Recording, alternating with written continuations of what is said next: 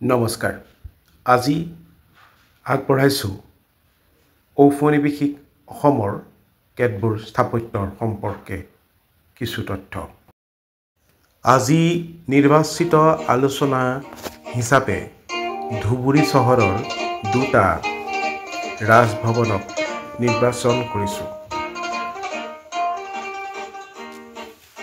নেতাই ধুবুনী ঘাটৰ বাবে বিখ্যাত ধুবুৰী প্ৰাক ঔপনিৱেশিক কালছোৱাত কোচ শাসকসকলৰ দ্বাৰা শাসিত আছিল আৰু ঔপনিৱেশিক সময়ত অবিভক্ত গোৱালপাৰাক সামৰি বৰ্তমান বংগদেশৰ ৰংপুৰ জিলাৰ লগত এক যোগসূত্ৰ ৰক্ষা কৰি চলিছিল আৰু এই ধুবুৰী চহৰৰে অন্যতম স্থাপত্যসমূহ প্ৰতিষ্ঠা কৰিছিল গৌৰীপুৰৰ জমিদাৰসকলে। গৌৰীপুৰ জমিদাৰসকলে প্ৰতিষ্ঠা কৰা অনন্য ৰাজবাড়ীসমূহৰ ভিতৰত অন্যতম হ'ল বৰ্তমান উপায়ুক্ত কাৰ্যালয়ৰ সন্মুখত থকা প্ৰথমটো ৰাজবাড়ী। প্ৰাপ্ত তথ্যমতে সেই ৰাজবাড়ীটো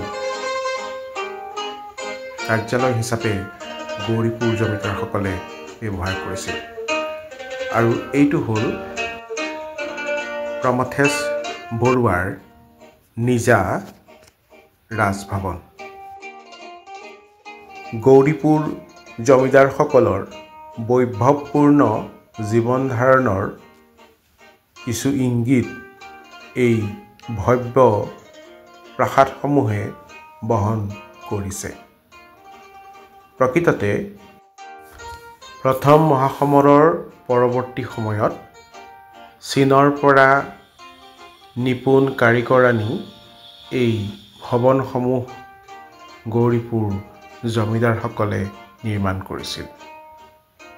গৌৰীপুৰ জমিদাৰসকলৰ চুবুৰীয়া দেশ ভূটানৰ লগতো যথেষ্ট ভাল সম্পৰ্ক আছিল।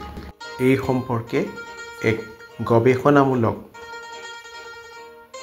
দস্তাবেজ কিছুদিনৰ ভিতৰতে যুগুত কৰি আপোনালোকৰ আগত প্ৰস্তুত কৰিবলৈ চেষ্টা চলাম। ধন্যবাদ।